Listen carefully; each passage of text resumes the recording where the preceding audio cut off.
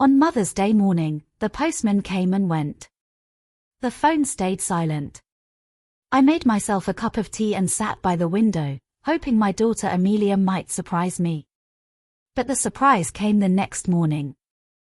She walked through the front door of my cottage in Dorset, shaking off the light rain from her coat, and placed an old, grease-stained cookbook and a cheap yellow mop on my kitchen counter. "There," she said, smiling casually. "Happy Mother's Day. I figured now you're retired, you might want to sharpen up those cooking skills. And this mop is totally your style." Her tone was breezy, as if it were the most natural thing in the world. I stared at the items for a long moment, then back at her. My hands trembled, but I said nothing. What haunted me wasn't just the mop. It was what I had seen on her social media the day before. Her mother-in-law, Diana, stood outside a London boutique flashing a Tiffany necklace, the blue box held up proudly. Amelia's stepmother Linda posed on a terrace, the same necklace hanging delicately around her neck, both posts gushing with gratitude. Captions with hearts and thanks to "my thoughtful girl." I looked at Amelia. "Is this a joke?" I asked. She rolled her eyes and leaned against the fridge. "Do you know how expensive necklaces are nowadays? If you really want one, maybe you should just buy it yourself." Then she stepped closer, her voice suddenly cold and sharp. "My mother-in-law gave me a wonderful husband. Linda always has a hot meal ready when I come home late. Who I choose to appreciate, that's my business." Before I could say a word, she picked up her bag and walked out, slamming the door behind her like a teenager. I sat down at the kitchen table, staring at the stained recipe book, unsure whether to laugh or cry. That afternoon, I received a bouquet of tulips from a neighbor, a card from an old student, and a call from my sister in Kent. But from my only daughter, I had received a mop. 3 days later, she returned. This time with a sheepish look and slightly puffed eyes. "I'm sorry, all right?"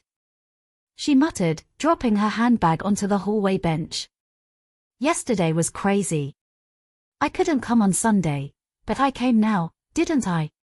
She glanced at the cookbook and offered a tight smile. "It's vintage. Handwritten recipes. I thought it might help since your cooking's gotten, well, a little plain. And the mop, yours was falling apart." She paused, waiting for my reaction. I gave none. "You're not getting any younger," she added, still smiling. "I thought you might try out some recipes and maybe, I don't know, drop off a dish or two at my place sometimes. Give you something to do." She meant every word. I looked at her and picked up my phone. I scrolled to the same photos from Mother's Day. The necklace, the smiles, the gratitude meant for someone else. I showed them to her without a word. Her face drained of color. "Oh. I forgot to block you." I raised an eyebrow. "What was that?" She laughed nervously. "Seriously, Mum. Why do you always check other people's posts?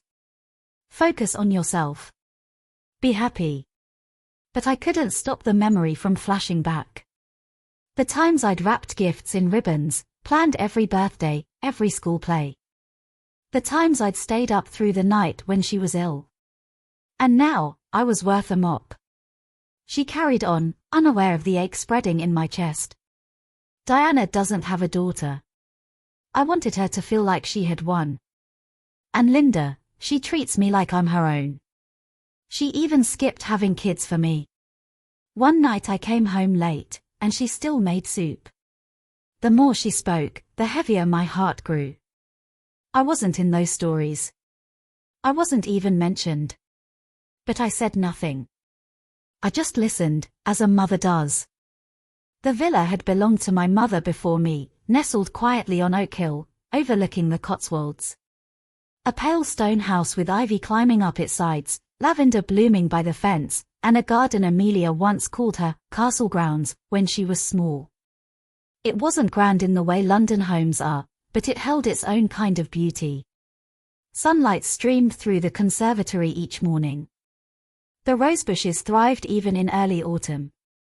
I kept the place exactly how my mother had left it, warm, welcoming, but never extravagant. After Amelia's visit, I drove there alone. I hadn't planned to. My hands seemed to steer the car before I'd made the decision. As I unlocked the front door, the familiar scent of beeswax and dried lavender welcomed me. The silence inside was comforting. It had been 6 months since I last visited, but nothing had changed. The quilted armchair by the window. The china cabinet with mismatched cups. Even the photo of Amelia at age 7 in her red wellies was still on the mantel. I walked to the kitchen and stood at the sink. This was the house where I nursed my mother until her final breath. The house where Amelia had once drawn love hearts on the steamed-up windows. The house I'd kept locked, waiting for a reason to return. Now I had one. Later that week, I called my solicitor. I asked him to start the paperwork for a potential sale. Just an inquiry. Nothing final. But as soon as I hung up, my heart felt lighter. That's when Amelia called. "Mum, why were you in Chipping Norton? Diana saw your car near the estate. You didn't even tell me you were coming." I stayed quiet for a moment. "I needed air," I said simply. She laughed, a little nervously. "You didn't go to the villa, did you? I mean, it's such a mess. We should probably clear it out together sometime." Her tone had changed. It was calculated, almost businesslike. "I'm thinking of selling it," I said. There was a pause. "Wait, what? Why? You always said you'd leave it to me." That was before the mop. She laughed again, but it didn't reach her voice. "You're not serious. It's not like I asked for it. But you always said the villa would be mine one day. Plans change." The silence grew thick. I thought. "Look, maybe we can talk about this properly. Over dinner? I'll cook. Bring Thomas. We can all sit down and..." Her voice cracked, just slightly. But I didn't respond. Instead, I wandered through the villa, letting her voice drift into the background. I passed the staircase where she once pretended to be a princess, the old swing on the elm tree outside, the sewing basket that still held my mother's embroidery. I stood by the French doors and looked out across the wild garden. She wanted the house now. Now that she had seen it slipping away. But I wasn't sure whether her tears would be for me, or for the property. Amelia arrived at my flat 3 days later, holding a lasagna in a glass dish and wearing a nervous smile that reminded me of her teenage years. Thomas trailed behind her, carrying a bottle of red wine he'd probably grabbed last minute from a supermarket shelf. They were trying. Or at least, Amelia was trying.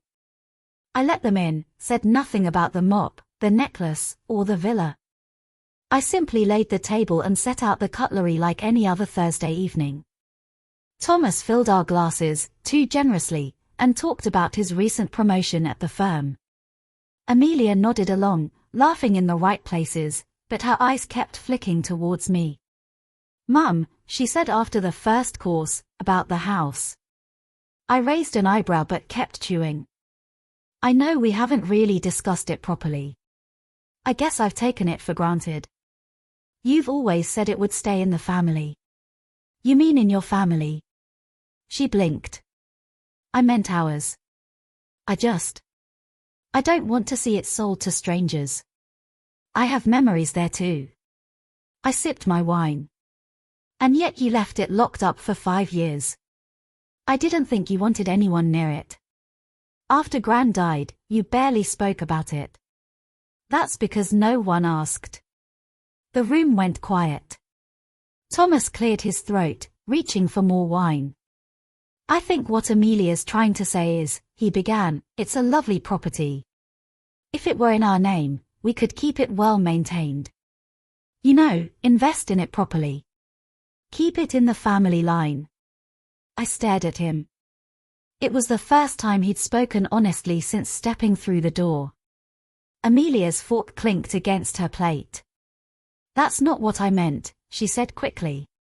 But the truth hung in the air like steam off the pasta. They didn't want the villa for the memories. They wanted it for the name, for the deed, for the value it might bring when polished and rebranded as theirs. "I haven't made any decisions yet," I said quietly. "But I'll be doing what feels right." "Of course," Amelia replied, a little too fast. She reached across the table and took my hand. It felt rehearsed. Like something from a film about families who loved each other on cue. I let her hold it for a moment, then stood to clear the plates. As I rinsed the dishes, I overheard Thomas say, "We could add a conservatory, maybe even turn it into a B&B. That area's trending right now." And that, more than anything, confirmed it. They didn't want my villa. They wanted my asset. I needed air. Not the kind that drifted through the city or echoed off brick walls.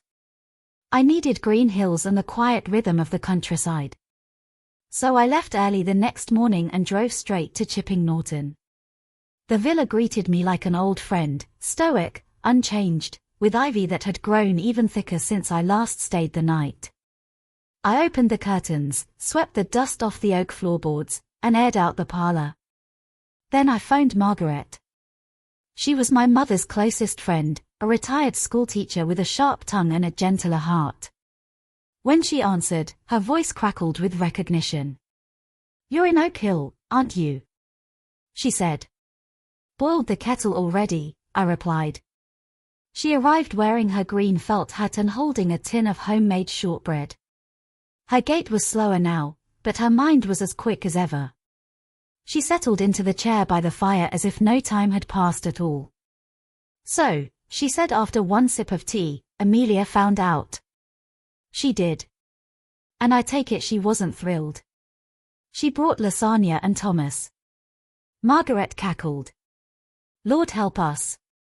I'd rather take cold beans on toast." I smiled for the first time in days. "You're thinking of selling," she said, more as a statement than a question. I nodded. "Do it," she said without hesitation. "You've poured your life into others.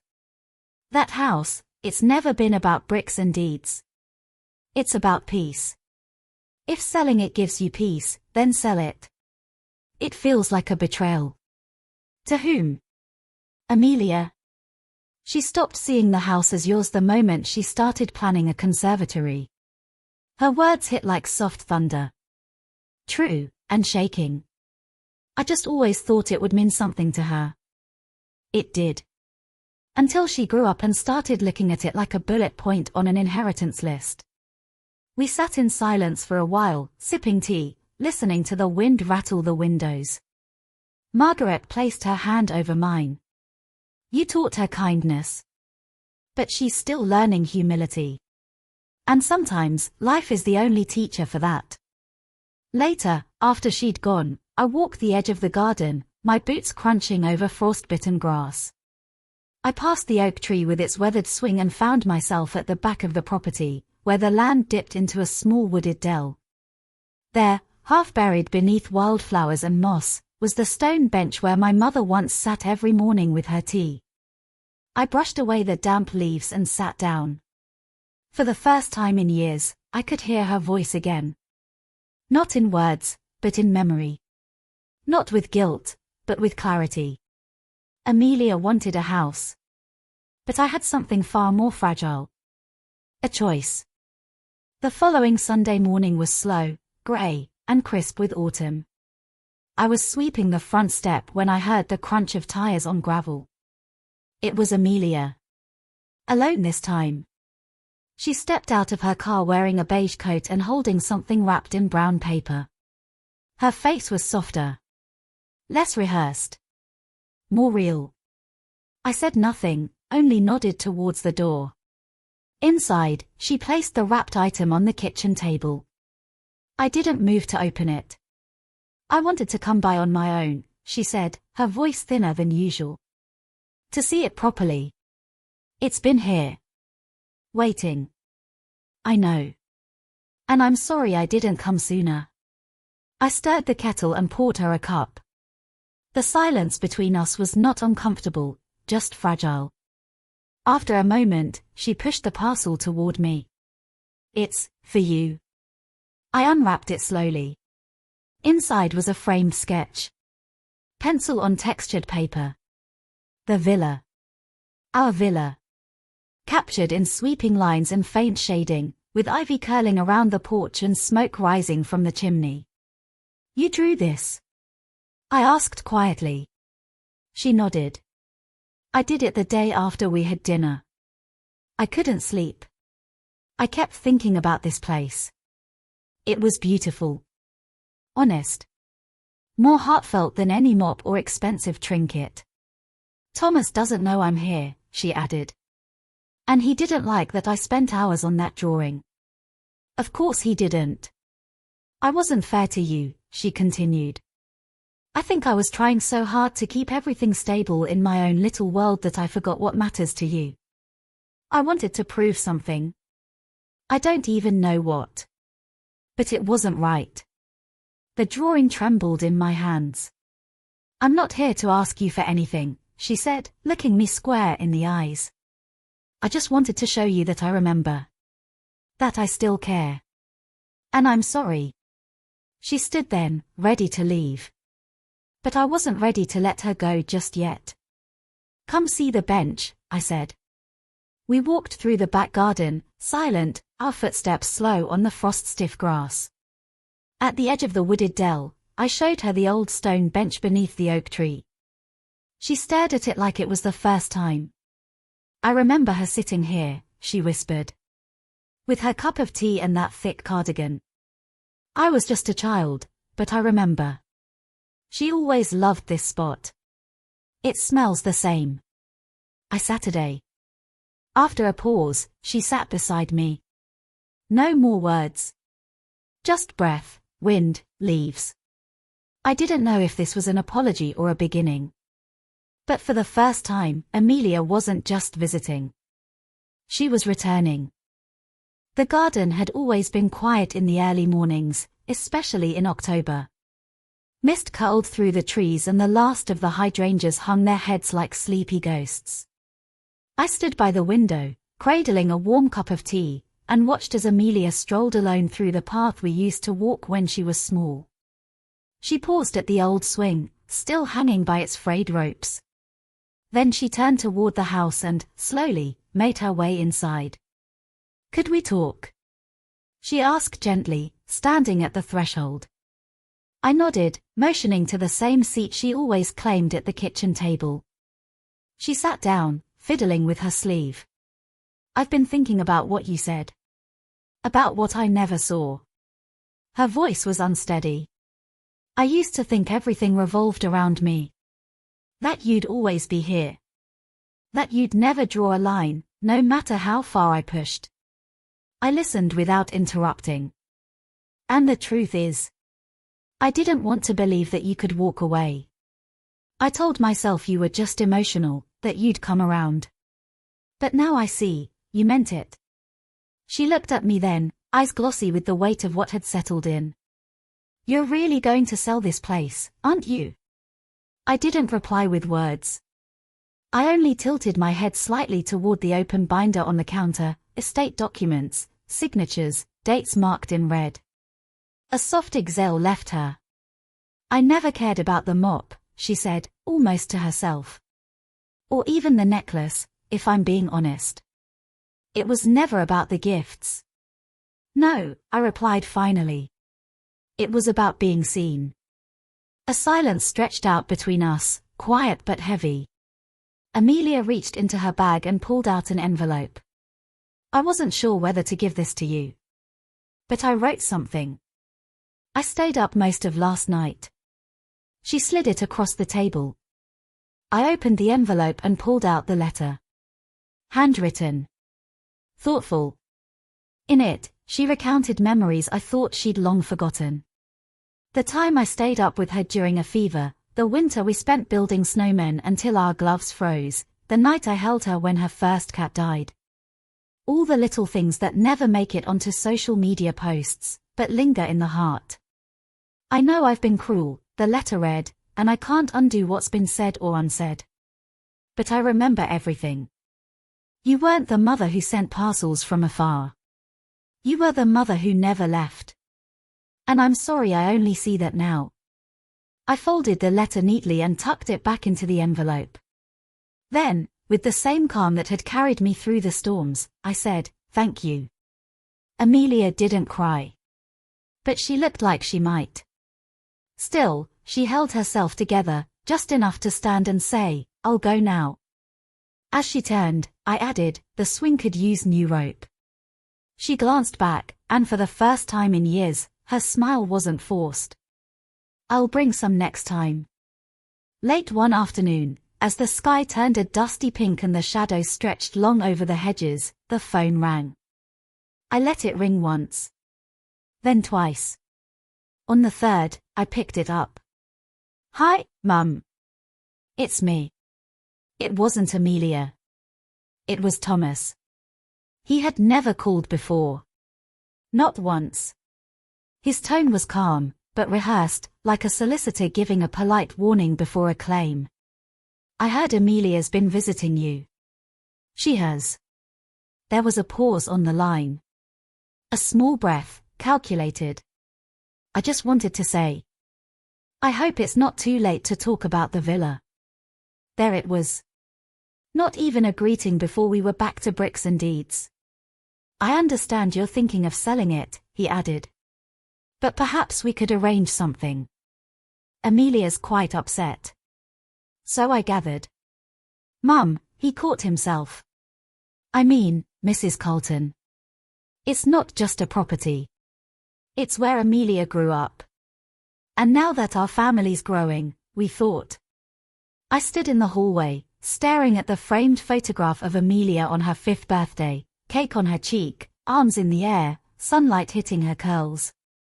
I had kept that photo there through every silence that followed. "Thomas," I said, calm but firm, "this isn't about gardens and bricks. It's about what they built. Or didn't." Another pause. "I know we got off on the wrong foot," he said.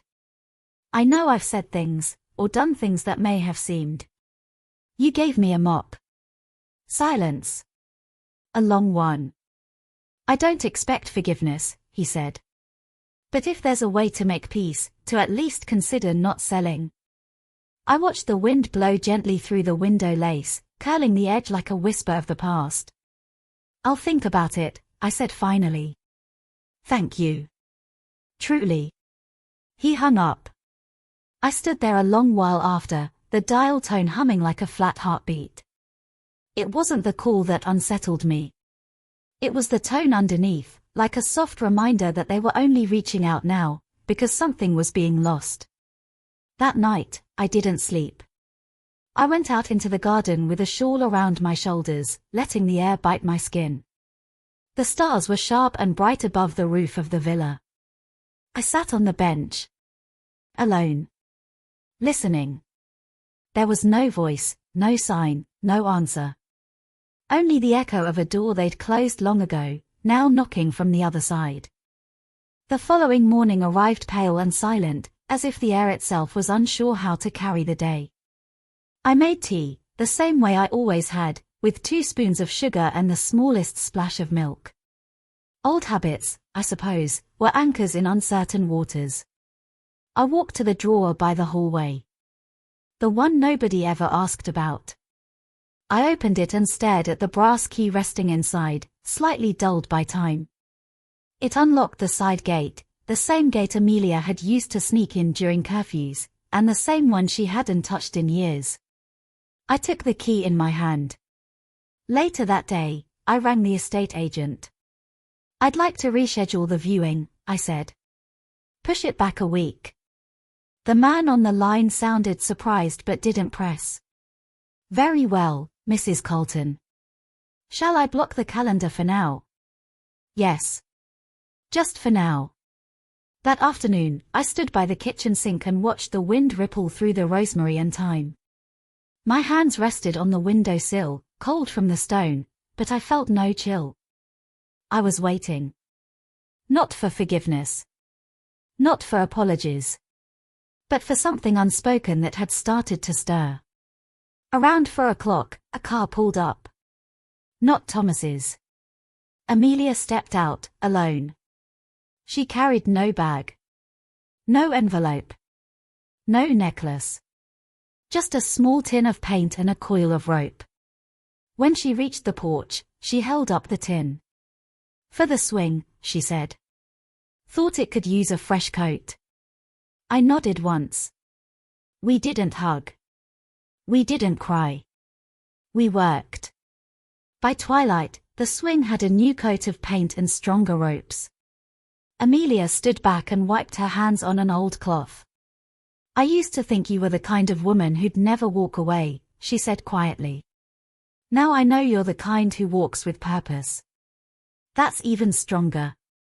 I didn't answer. I just picked up the key I'd left on the table and pressed it into her hand. "The side gate," I said. She looked down at the key, then back at me. "Will it stay open?" "For now." Amelia nodded, and for the first time, we stood there not as mother and daughter fractured by years of distance, but as two women who had finally begun to see each other clearly. The villa remained quiet. No grand reconciliation, no dramatic gestures. Just rosemary in the breeze and 2 chairs on the porch. And a swing that didn't creak anymore.